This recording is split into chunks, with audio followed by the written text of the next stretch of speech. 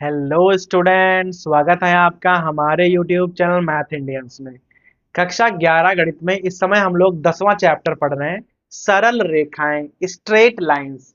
और भाई आज के इस वीडियो में आपको हम पढ़ा रहे हैं एक्सरसाइज 10.1। सवाल नंबर 6 भाई हमने यहाँ पर लिखा हुआ है। इसके जो पहले के सवाल हैं वो आप हमारी भाई प्लेलिस्ट में से देख सकते हो, ठीक है। तो अभी है क्या भाई, सवाल नंबर 6 में कह रहा है कि आपके पास कोई तीन बिंदु हैं, 4,4 है, 3,5 है और -1,-1 है। कह रहा है कि पाइथागोरस प्रमेय को लगाए बिना आपको ये दिखाना है कि ये तीनों एक समकोण त्रिभुज के शीर्ष हैं। तो भाई सबसे पहले क्या करोगे आप, सबसे पहले एक समकोण त्रिभुज आप बना लो, ठीक है। और भाई आपको ये दिखाना है कि ये समकोण त्रिभुज के ना शीर्ष हैं तीनों। यहां डाल लो 4,4 है, ये बी मान लो भाई 3,5 है,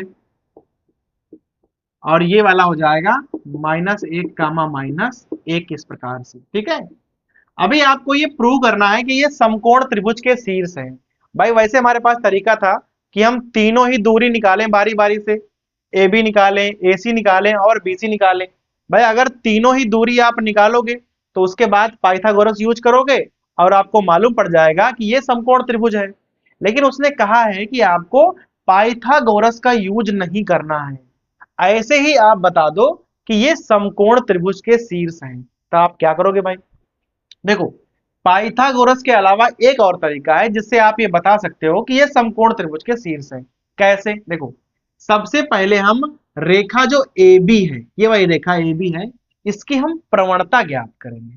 बहुत ध्यान दीजिएगा, तो यहां आप लिखोगे रेखा ए बी, प्रवणता कहो या भाई ढाल कहो एक ही बात होती है। तो रेखा ए बी की ढाल निकालेंगे, जिसे हम लोग मान लो भाई m1 लिखने वाले हैं, ठीक है।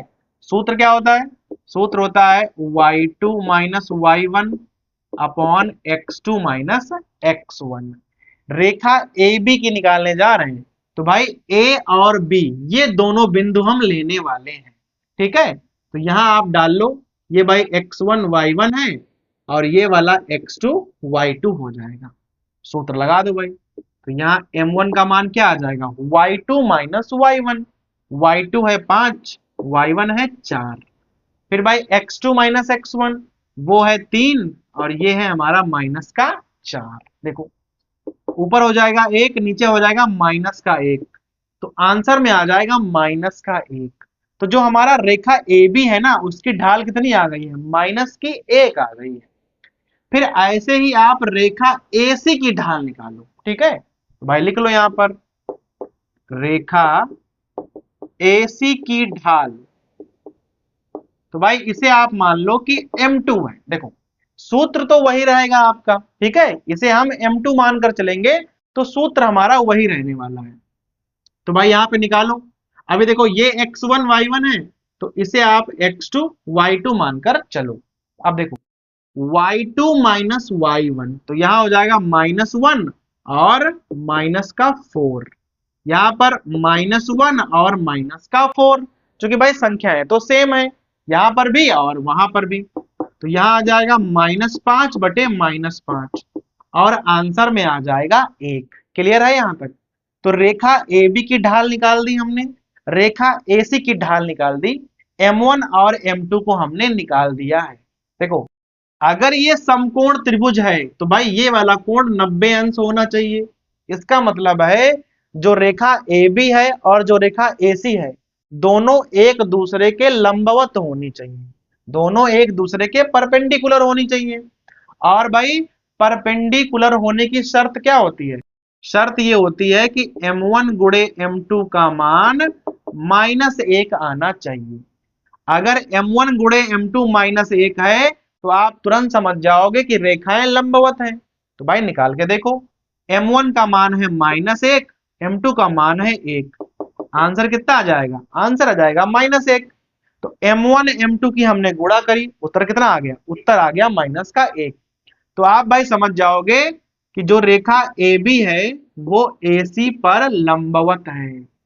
अगर लंबवत है मतलब भाई वहां 90 अंश का कोण बन रहा है, और अगर 90 अंश का कोण बन रहा है तो त्रिभुज जो ए बी सी है वह एक समकोण त्रिभुज हो जाएगा। क्लियर है भाई यहां तक? तो भाई अगर ए बी और ए सी लंबवत है तो आप भाई तुरंत लिख दोगे कि जो हमारा त्रिभुज एबीसी है वह समकोण त्रिभुज होगा। तो भाई देखो समकोण भी प्रूव हो गया और कहीं पर हमें पाइथागोरस का यूज नहीं करना पड़ा। और भाई जो ये वाला तरीका है ना, ये काफी छोटा तरीका है। अगर आप तीनों ही दूरी निकालते उसके बाद पाइथागोरस लगाते तो सवाल इससे तो बड़ा हो ही जाता। ठीक है, तो इस वाले तरीके से सवाल भाई क्या होता है, छोटे में ही लग जाता है। क्लियर है भाई? तो ये हो जाएगा हमारा सवाल नंबर 6। अब भाई प्रश्न नंबर 7 को पढ़िए। देखो कह रहा है उस रेखा का समीकरण ज्ञात करो जो y अक्ष की धन दिशा से वामावर्त मापा गया 30 अंश का कोण बनाती है। तो भाई कोई रेखा है वो y अक्ष की धन दिशा से, ध्यान दीजिएगा, अगर आप इस प्रकार से बनाओगे तो ये हो जाएगा x, ये हो जाएगा y। कह रहा है कि y अक्ष की धन दिशा से वामावर्त 30 अंश का कोण बनाती है। तो देखो रेखा ना कुछ इस प्रकार से जाएगी, पहले आप देख लेना, ये हमारी रेखा है। अब देखो वामावर्त का मतलब होता है भाई एंटी क्लॉकवाइज जाना है आपको। ठीक है, इस प्रकार से जाना है, ये मतलब होता है हमारा वामावर्त का। ये y अक्ष की धन दिशा है, ये y अक्ष की ऋण दिशा है। तो y अक्ष की धन दिशा से वामावर्त 30 अंश का कोण है। अगर y अक्ष की धन दिशा से दक्षिणावर्त कहता तो हम कोण इधर की ओर बनाते। भाई दक्षिणावर्त का मतलब होता है क्लॉकवाइज, ऐसे आपको कोण मापना है, मतलब दिशा ऐसे चलेगी। लेकिन कह रहा है वामावर्त है तो दिशा कुछ ऐसे चलेगी। तो धन दिशा से वामावर्त है तो आप इधर आ जाओगे। अगर दक्षिणावर्त कहता तो आप ऐसे बनाते और कोण यहां पर 30 अंश मापा जाता। ठीक है, तो ये कोण आपका हो गया 30 डिग्री। यहां से ना दो बातें आपको मालूम पड़ गई हैं।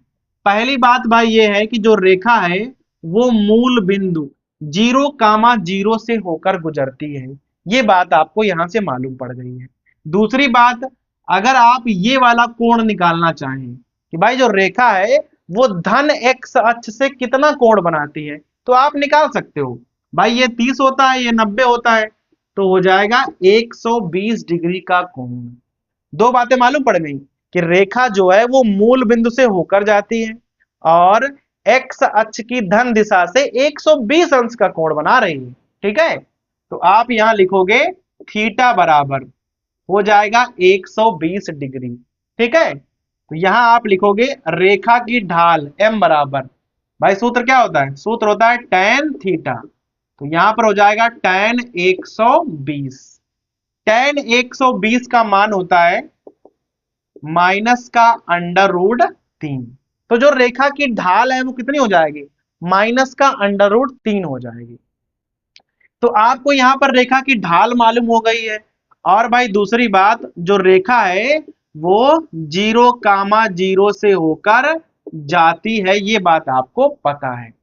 तो अगर आपको रेखा की प्रवणता मालूम है और एक बिंदु मालूम है जिससे वो होकर जा रही है, तो भाई रेखा का सूत्र होता है y माइनस y1 बराबर m x माइनस x1। और ये है आपके x1 y1 और ये है दिया आपका m। देखना y माइनस 0 बराबर माइनस √3 x माइनस 0 हो जाएगा। तो y बराबर माइनस √3 x आ जाएगा, जिसे आप चाहो तो आप इस प्रकार से भी लिख सकते हो। और भाई ये हो जाएगा हमारा रेखा का समीकरण। तो जैसे ही आपने भाई सवाल में भाषा पढ़ी, आपने तुरंत फिगर बनाया। ठीक है, उसने कहा था कि y अक्ष की धन दिशा मतलब y अक्ष ऊपर वाला, वामावर्त कहा तो आपको एंटी क्लॉकवाइज चलना है, अगर दक्षिणावर्त कहता तो क्लॉकवाइज चलना पड़ता। वामावर्त का मतलब है कोण इधर बनेगा। ठीक है, तो 30 अंश बना और ये 90 अंश, तो x अक्ष की धन दिशा से कोण कितना हो जाएगा, 120 हो गया। उससे हमने ढाल निकाल ली। और भाई दूसरी बात हमें मालूम पड़ गई थी कि जो रेखा है वो मूल बिंदु से होकर जाती है। ठीक है, तो हमने सूत्र लगा दिया और भाई सीधा आ गया रेखा का समीकरण।